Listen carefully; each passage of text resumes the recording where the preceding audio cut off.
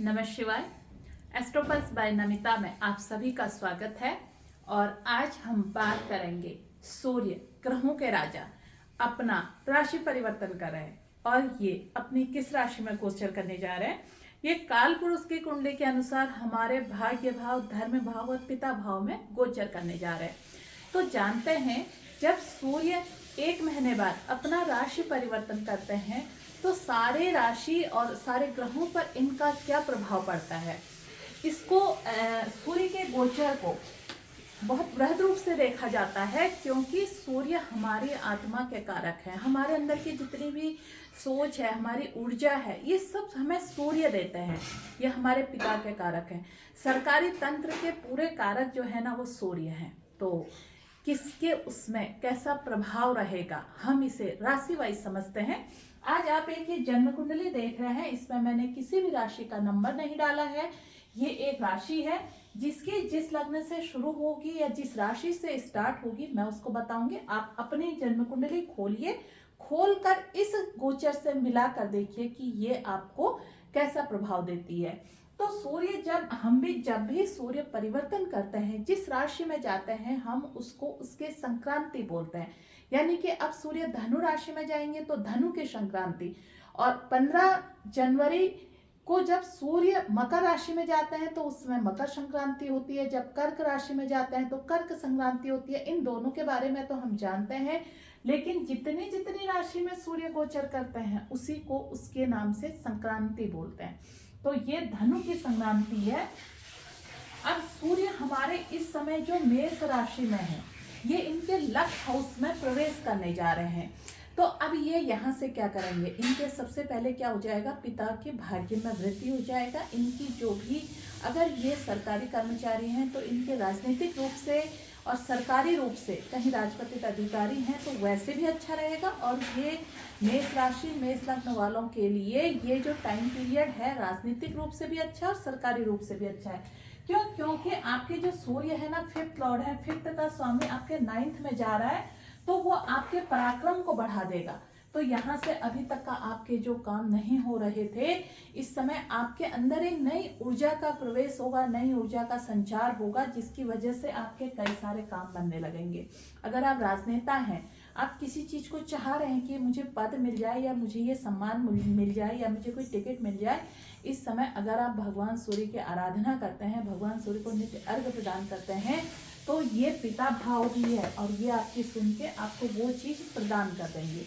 बात करते हैं वृषभ राशि की। वृषभ राशि के ये अष्टम में गोचर होने जा रहा है। अगर आप थोड़ा सा 40 या 50 से ऊपर के हैं तो सबसे पहले आपको अपने हार्ट का ध्यान रखना है। आपके हेल्थ इश्यूज बढ़ सकते हैं, आपको अनावश्यक बीपी की शिकायत हो सकती है, और कहीं से अगर आप पद प्रमोशन चाह रहे हैं, प्रमोशन तो होगा लेकिन आपको मनचाही जगह पर जॉब नहीं मिल सकती है। किसी मल्टीनेशनल बड़ी कंपनी में भी आप प्रमोट हो सकते हैं।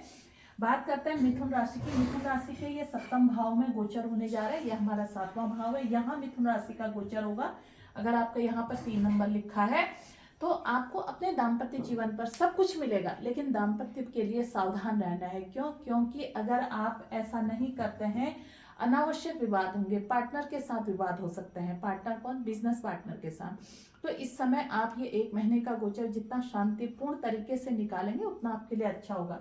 कर्क की अगर हम बात करते हैं, कर्क का ये गोचर 6ठे में होने जा रहा है। 6ठे का गोचर सूर्य, अगर आप अभी युवा हैं, कहीं एग्जाम दे रहे हैं, सरकारी नौकरी प्राप्त करना चाह रहे हैं, तो ये टाइम पीरियड हो सकता है आप वो एग्जाम क्रैक कर लें।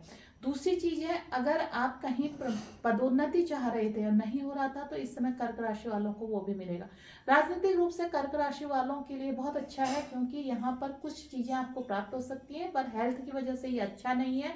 अनावश्यक व्यय भी हो सकते हैं। कुछ आपके बड़े घर में ऐसे कामकाज हो सकते हैं जिसमें आपका धन खर्च हो सकता है। अगर आप कहीं कोर्ट केस इत्यादि चल रहे हैं तो उसमें आपकी जीत संभव है। कर्क के बाद अगर हम सिंह राशि की बात करें, यहाँ 5 नंबर लिखा है, तो सिंह राशि का जो गोचर होने जा रहा है ना, वो सूर्य का 5वें हाउस में हो रहा है। कायदे से जो सिंह राशि वाला है, इनका ये सूर्य का ही भाव है और सूर्य अपने ही भाव में आ रहे हैं। यहाँ पर आपका जो गोचर बताता है कि जब सूर्य का गोचर आपका यहाँ होने जा रहा है, तो ये विद्यार्थी छात्रों के लिए बहुत अच्छा है। जो छात्र इस समय नई परीक्षाएं दे रहे हैं, नई इंटरव्यू दे रहे हैं उनके लिए अच्छा है। कहीं अगर आप सरकारी नौकरी पाने के लिए प्रयासरत हैं, इंटरव्यू इत्यादि देना चाह रहे हैं तो उसके लिए अच्छा है। अगर गर्भवती महिला है इस समय थोड़ा सा आपने सावधान रहना है, क्योंकि ये टाइम पीरियड आपके लिए थोड़ा सा टफ पीरियड है। सिंह राशि के बाद अगर हम बात करें कन्या राशि का, कन्या राशि के चतुर्थ भाव में ये गोचर होने जा रहा है। कन्या राशि कन्या लग्न के जितने भी लोग हैं उनसे मैं कहूँगी कि इस समय आप सरकारी स्तर से जुड़कर जितना काम करेंगे उतना आपके ये काम बनने वाले हैं।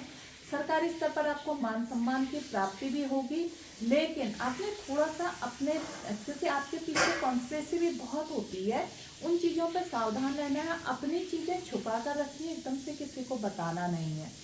कर्क राशि के बाद अगर हम कन्या राशि के बाद बात करते हैं हम तुला की, तुला का ये जो गोचर होने जा रहा है वो पराक्रम के भाव में होने जा रहा है। सूर्य पराक्रम हाउस में बड़ा अच्छा रिजल्ट देते हैं, क्योंकि ये काल पुरुष में इनके मित्र की राशि है। अब जब सूर्य यहाँ से गोचर करेंगे तो यहाँ से सीधे भाग्य भाव को देखते हैं, तो आपके भाग्य में वृद्धि कर देंगे। लेकिन तुला राशि तुला लग्न के लोगों से एक चीज कहूंगी, आप अपने पापा अपने पिताजी के स्वास्थ्य के लिए बहुत ज्यादा सतर्क रहिए, इस समय उनका ध्यान दीजिए। तो ये टाइम पीरियड हो सकता है कुछ हार्ट से संबंधित बीमारियों से वो जूझ सकता है, उसके प्रति आप थोड़ा सा अपना समय देंगे, जिसकी वजह से आपको थोड़ा सा मानसिक तनाव हो सकता है। तुला के बाद अगर हम वृश्चिक राशि की बात करते हैं तो वृश्चिक राशि का सेकंड हाउस में सूर्य का गोचर होने जा रहा है। देखो वृश्चिक राशि वालों के लिए एक चीज तो मैं कहूंगी कि आपको धन की कमी तो नहीं आएगी। सूर्य इस हाउस में रह के आपकी चीजों को तो सब बैलेंस कर देते हैं, ठीक कर देते हैं। थोड़ा सा आंखों से संबंधित दिक्कतें आ सकती हैं। दूसरी चीज है अगर आपकी वाणी पर कंट्रोल रहा, क्योंकि सूर्य जो है ना जिस भाव में जाते हैं उस भाव में गर्मी पैदा कर देते हैं, तो यहाँ पर ये आपकी वाणी में गर्मी पैदा करेंगे। और हमारे ज्यादातर जो काम बिगड़ते हैं ना वाणी से बिगड़ते हैं। क्यों? क्योंकि जब हमारी वाणी में एक तरह से उग्रता आ जाती है, हम सामने वाले का सम्मान नहीं करते हैं, तो फिर ये दिक्कत पैदा हो जाती है। यहाँ से आपके कई सारे रिलेशन बिगड़ सकते हैं। धन आएगा, धन की कमी नहीं है, लेकिन रिलेशन को आप बहुत ज्यादा यहाँ से मेंटेन करके चलेंगे। मैं रिलेशन की बात क्यों कह रही हूँ, रिलेशन जो बिगड़ते हैं ना बोलने से बिगड़ते हैं। तो आप इस एक महीने में जितना मौन रहेंगे उतना आपके लिए बहुत अच्छा है। हम बात करते हैं यहाँ पर अब जो इसके बाद हम धनु की बात करते हैं, तो धनु राशि में ये गोचर इनके पहले हाउस में होने जा रहा है। प्रथम हाउस में सूर्य का गोचर, ये आपको सामाजिक रूप से मान पद प्रतिष्ठा सब कुछ दिलाएंगे, लेकिन अहंकार भी आएगा। अहंकार आने से क्या होगा, जो आपके नीचे वर्कर्स काम करते हैं ना उनको आप थोड़ा सा कुछ पटांग बोल सकते हैं। यही अगर आप किसी कंपनी के मालिक हैं तो हो सकता है लोग आपके प्रति यहाँ पर आपके कुछ रूल्स ऐसे आप बना देंगे, क्योंकि आपको लाभ काफी होंगे। और जब हमें लाभ होने लगते हैं तो हम कुछ नए रूल्स बनाते हैं। उन नए रूल कर्मचारियों को, क्योंकि वो नीचे के लोगों के लिए बनाया जाता है, उन्हें पसंद नहीं आ सकते हैं, तो हो सकता है वो स्ट्राइक कर सकते हैं। तो यहाँ पर आपने जो नीचे काम कर रहे हैं उनको बहुत सावधानी से लेकर चलना है। अपने दाम्पत्य का ख्याल करना है। इस समय ये आपके पार्टनरशिप में भी थोड़े से झगड़े करवा सकता है। धनु राशि धनु लग्न वालों को अपने जीवन साथी से इस समय किसी भी तरह के विवादों में नहीं फंसना है। धनु के बाद अगर हम मकर राशि की बात करें, मकर राशि में ये 12वें भाव में गोचर कर रहे हैं। 12वें का स्वामी है, तो कहीं अगर आप विदेश इत्यादि में जाना चाह रहे थे, सरकारी स्तर पर जाना चाह रहे थे, सरकारी दौरों पर जाना चाह रहे थे, नहीं हो पा रहा था, ये वो टाइम पीरियड है आपका, यहाँ पर वो काम बन जाएंगे।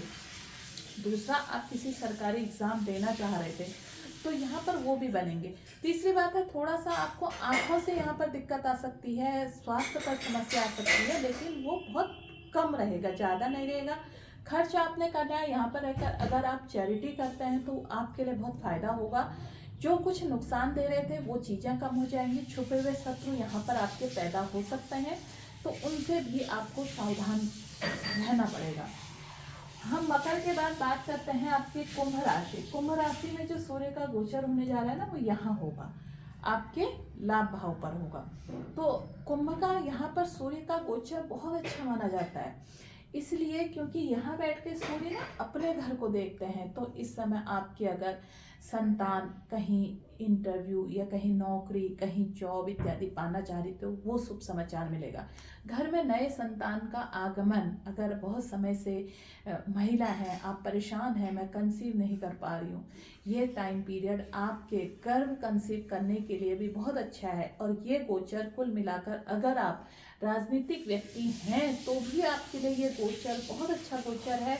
यहाँ पर आपके जो कुंभ राशि वाले हैं या कुंभ लग्न के लोग हैं, आप किसी पद को पाना चाह रहे हैं, मैं राजनीति की बात कर रही हूँ, तो उसमें भी आपको लाभ मिलेगा।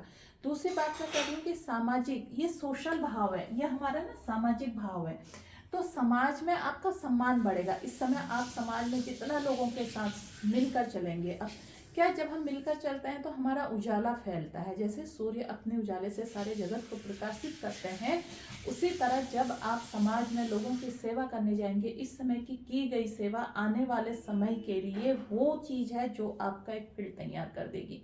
तो इस गोचर को ध्यान में रखते हुए कुंभ राशि कुंभ लग्न के लोग, ये एक महीना जो भी आपके मेहनत है समाज के लिए, जितने आप सेवा कर सकते हैं वो कीजिए। मीन राशि की अगर हम बात करते हैं, ये सूर्य का गोचर आपके दशम में होने जा रहा है। मीन राशि मीन लग्न वालों के लिए मैं कहूंगी कि अगर आप सरकारी सेवा से जुड़े हुए हैं, बहुत लंबे समय से आपकी पदोन्नति नहीं हो रही थी तो वो होगी। अपने कार्य क्षेत्र आपने बहुत सारे कार्य किए और लेकिन आपको उस कार्य में मान सम्मान नहीं मिल रहा था, तो वो भी आपको प्राप्त होगा। दूसरा, थोड़ा सा उठापटक हो सकती है, आप किसी पद में रहें, आपको डेपुटेशन में जाएं या इधर से उधर करा जा सकता है, लेकिन मीन राशि वालों के लिए सूर्य का ये गोचर दशम में होने जा रहा है, तो कुल मिलाकर, क्योंकि आपके मीन राशि वालों की यहाँ पर क्या बनी हुई है, धनु राशि गुरु की राशि है, और गुरु की राशि में जब भी सूर्य जाते हैं तो ये अच्छा रिजल्ट देते हैं।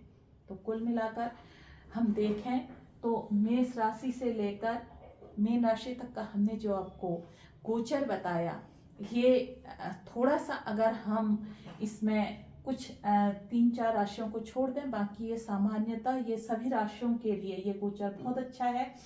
इसमें हमें एक वृषभ राशि को थोड़ा सा अपना ध्यान रखना है, और उसके अलावा कर्क राशि को भी थोड़ा सा सावधान होना है। कर्क राशि के बाद अगर हम इसमें बात करते हैं तुला राशि, कर्क, तुला और कर्क राशि को ध्यान रखना है, तुला राशि को ध्यान रखना है और वृषभ राशि को भी ध्यान रखना है। किसके लिए? इनको अपने परिवार में स्वास्थ्य को लेकर, अपने परिवार की चीजों को लेकर, और मिथुन राशि वालों को भी अपने पारिवारिक चीजों को लेकर ध्यान रखना है। बाकी ऑल ओवर ये गोचर सामान्यतः सभी के लिए बहुत अच्छा है। ये वीडियो अगर आपको अच्छा लगा, अभी तक आपने मेरा चैनल सब्सक्राइब नहीं किया है, तो मैं आपसे कहूँगी आप मेरे चैनल को सब्सक्राइब कीजिए। आपका सब्सक्राइब करना मेरा मनोबल बढ़ाता है और मुझे हमारे जितने भी ट्रांजिट होता है ना, वो मैं आप लोगों के पास लेकर आती हूँ। फिर मिलते हैं एक नए वीडियो में नई जानकारी के साथ। धन्यवाद, तब तक के लिए नमस्कार।